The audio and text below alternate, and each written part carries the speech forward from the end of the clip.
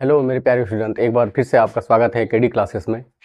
आज एक न्यूमेरिकल्स का टॉपिक उठा के लाए हैं आपके लिए, इलेक्ट्रिक करंट एंड रेसिस्टेंस, विद्युत धारा और प्रतिरोध। ये 10th क्लास का एक चैप्टर है और इससे रेलवे में पूछा जाता है इस तरह का प्रश्न। देखेंगे और पूछा गया प्रीवियस पेपर ही सब हम लिए हैं।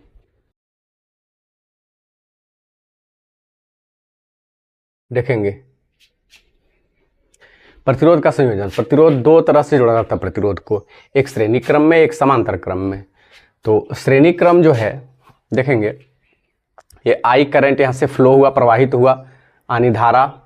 ये R1 पहला रेसिस्टेंस में पहुंचा, ये दूसरा में पहुंचा, ये तीसरा में, इस तरह से चौथा में, ये 4 5 6 भी होता है। ठीक है, देखेंगे यहाँ।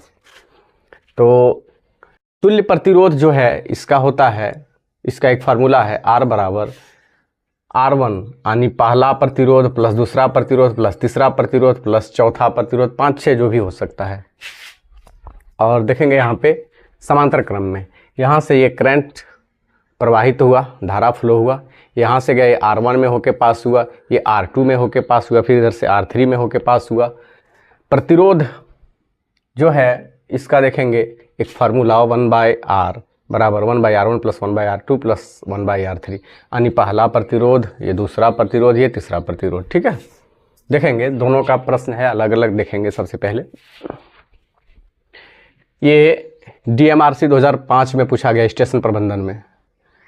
4 ओम प्रतिरोध की 4 कुंडलियां श्रेणी क्रम में जोड़ी हुई है, उनका तुल्य प्रतिरोध क्या होगा? तो श्रेणी क्रम का जो है ये मेरा फार्मूला होता है, इसको हम इसी पे पुट करेंगे। ये 4 प्रतिरोध है, 1 2 3 4 करके। ठीक है, देखेंगे सबसे पहले तो ये फार्मूला पे पुट करना है, यानी R, ये बनाते समय थोड़ा लिख देते हैं, ऐसे आपको भी नहीं लिखना ना, आप लिखेंगे इस तरह से R1 plus R2 plus R3 plus R4।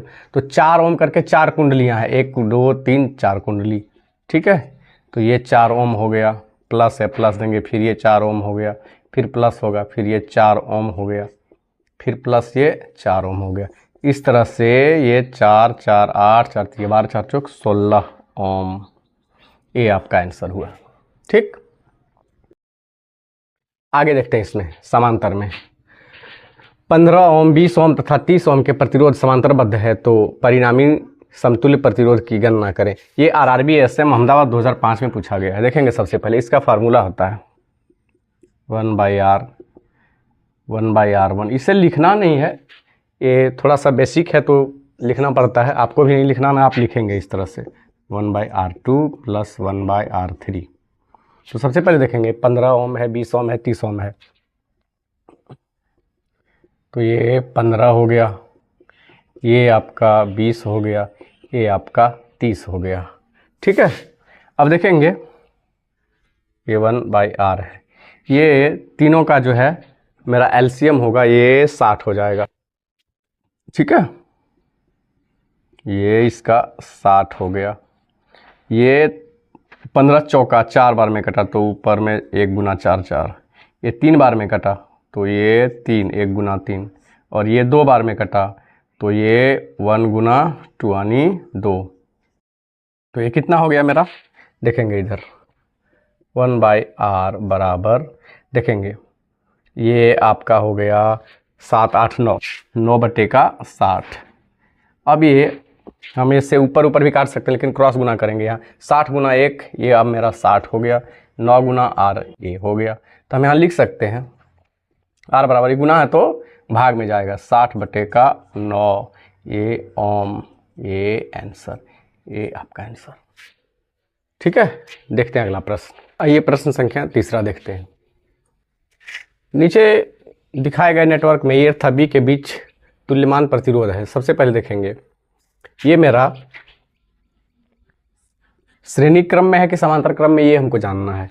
देखेंगे ये एक A बिंदु है, यहाँ से प्रवाहित हुई ये प्रतिरोध R/4, फिर ये सीधा गया, फिर ये सीधा रहा, फिर यहाँ आके ये स्टॉप।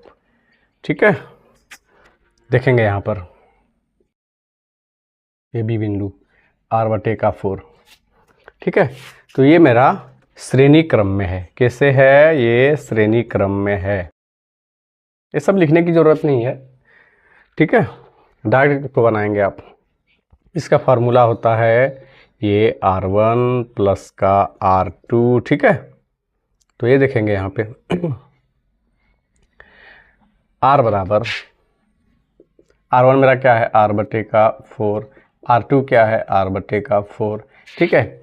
ये दोनों का नीचे एलसीएम लिए तो ये मेरा 4, ये एक बार में जाएगा, एक बार में जाएगा, तो R और R क्या हो जाएगा, जुट के 2R हो जाएगा, ये R प्लस का R, तो क्या हो जाएगा ये 2R/4, ठीक है।